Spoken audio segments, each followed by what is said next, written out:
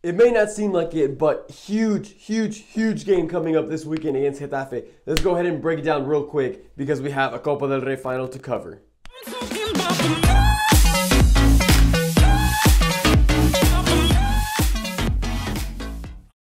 What's up, guys? Welcome back to El Merengue Cule. Like I said, we have a crucial game this weekend against Getafe. A weekend that could be key to winning this La Liga trophy, as Barcelona will not be playing and Atletico Madrid has a lot of injuries. So they're going to be going into their game against Eibar, who's currently positioned last place in La Liga, without Luis Suarez and Joao Felix up top. So basically no strikers for them, and it could be another good opportunity for Atletico to lose points. However, let's talk about a little more about Real Madrid. We're coming in on a high, right? We just eliminated Liverpool from the Champions League. We are into the semifinals, playing against Chelsea, feeling good about ourselves, but we have to take a step back and we have to realize that we've just had a tremendous week that took a toll on our legs and took a toll on our players. And that is definitely highlighted in the squad list, which you should be seeing on the screen right about now. And I want to highlight how many players we're missing. As you can see, the squad list itself already looks narrowed down. It looks pretty thin, and especially when you look at the defense. Right away, players that are missing. Lucas Vázquez, obviously we know he's out for the rest of the season after that collision with Sergio Busquets in El Clásico. Nacho picked up his 5th yellow card, once again in El Clásico against Barcelona, so he's not going to be in this game either. Sergio Ramos is still injured out and with COVID, so bye-bye Ramos. And Varane still has COVID, still has not tested negative. So that's literally 3 of our center backs right there. But last minute news, Ferland Mendy out due to injury after picking up basically he's just been playing too much and he picked a muscle injury. So guys, it's going to be a rough one in the defense. We only have 4 defenders that we've called up, so those 4 defenders will be in the predicted lineup, which I will get onto a little more, as we move on with the video.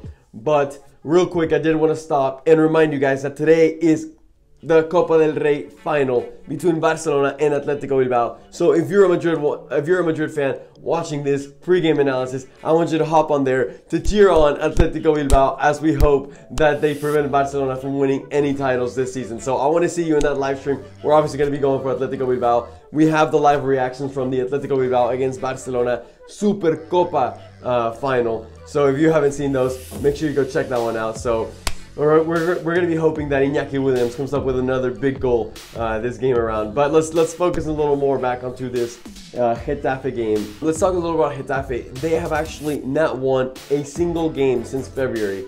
They've played 5 games since and tied and lost various ones. This last weekend they lost against Cadiz.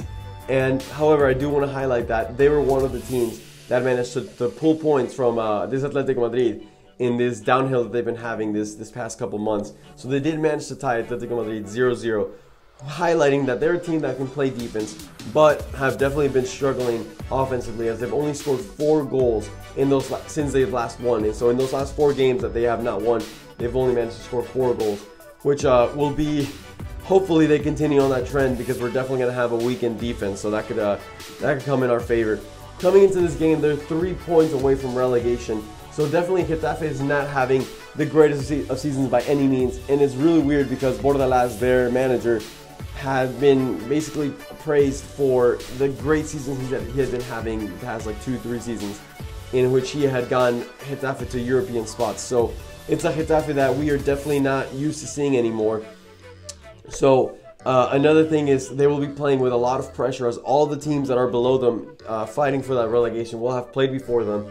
And so they could potentially see themselves in a situation going up against Real Madrid, already being in the relegation zone, which could put in a lot of pressure for Getafe. But likewise, obviously Real Madrid is going to have a lot of pressure themselves, as Atletico Madrid will have already played before them. And in my opinion, they'll likely get the 3 points because they are playing that last place Eibar. But then again, you can never count out Eibar. Hashtag Eibar can beat Liverpool. So real quick before moving on from Getafe, I did want to mention that they do have 2 big players missing this game. One being Cucho Hernandez, one of their best offensive players with 2 goals and 3 assists, out injured. And the other is their striker, Eres Unal, one of their strikers, Eres Unal, who really wasn't having that good of a season. He only has 1 goal so far.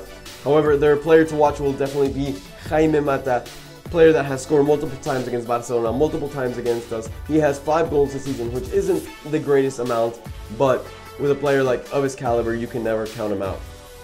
And lastly, obviously, we know that Getafe has one of our low-knee players, one of our star players, Takefusa Kubo, in their ranks.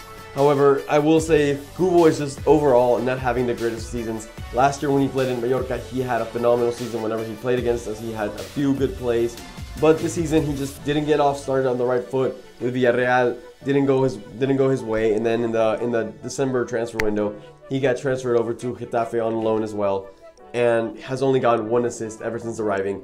With that being said, though, we know the sport, and we know that anything can happen on any given game. Maybe Takefusa Kubo was a little bit inspired to play with the daddy club, and ends up coming up with an assist or a goal. So let's hope not. But with that being said, final segments of the video, the predicted lineup and the score prediction that, of course, I want you to give me as well. But predicted lineup, it's going to be a tough one. The defense, I'm going to go for it. I'm going to go for a 4-3-3 lineup. I will never go, I was thinking of going with a 5 in the back, but there's just no way that we have players like Odriozola playing center back. No way. So we're going to go 4 in the back, Odriozola at that right back position. And the center back spots are going to have to go for one Militao, who's been playing phenomenally, as we obviously know. And then alongside him will have to be Chust, the center back from Castilla. Let's see how he does. He's played a couple minutes for us this season already, and I mean, I guess they were decent, but with a player from Castilla, we never really know. And then on the left back spot, we have Marcelo. Moving on to the midfield, obviously we know Casemiro is going to be missing out this game due to picking up that stupid-ass red card against Barcelona within a span of 2 minutes, 2 yellow cards. So we can count Casemiro out of the midfield. I personally think Modric needs to get a rest. This man has been playing every minute for who knows how many games. He needs to get a rest. We cannot afford to lose Modric right now. So personally, I'm going to bench Modric for my predicted lineup and then go with Valverde as a center defensive mid. Toni Kroos up there, and hopefully Toni Kroos, if we have a good lead, can come out around halftime because he also needs to get a break.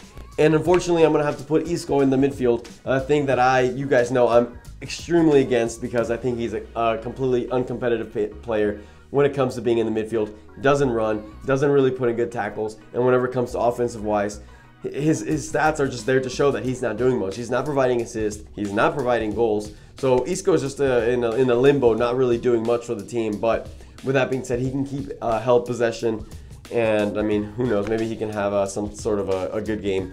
But with that being said, that's going to be my midfield. And then up top, I'm going to have to give Vinicius Jr. a rest again. He's been playing a lot of minutes against Liverpool that second leg, and the second half against Barca. He started to look really tired. You could see his legs were a little bit heavy. So this is a good opportunity for Vini to get some rest. He can come in the second half with a few minutes under his belt. So to replace Vini, I'm just going to have to throw Asensio onto that left wing and then have Rodrigo starting on the right wing. Rodrigo, we know he's a good player. We know he hasn't had much consistency lately, but like I said, he's a good player that can come up with assists and goals at any point of the game. So I'll throw him up there. And then up top, we have so many players missing, and I cannot keep taking players out. So Benzema is going to have to just suck it up and play another, hopefully not the full 90 minutes. Hopefully he can get some rest if we have a decent lead. But Benzema will have to go up top. Hopefully keep bagging himself some goals so he can pass up Lionel Messi in that Pichichi race. But we never know. With that being said, guys, it's time for the predicted score. Remember to let me know down below in the comments what you think the score prediction will be for potential to get a shout out, and also to get your leaderboard, your name in the leaderboards. Here are the leaderboards. We see that they are very tight. There's one person with 5 games, 5 correct predictions. So you're getting very close to winning the Karim Benzema home jersey that we have right here. So guys, you're not gonna want to miss out on this jersey. Leave your score prediction down below. For me, even though we're coming into this game with a lot of players missing, something tells me that we're gonna, like, this run of form is gonna carry us through, and then we're gonna get that 2-0 victory. Getafe's offense has been pretty weak. Even though our defense is pretty hindered, I still think they are capable of shutting Getafe out. So, like I said, 2-0 victory.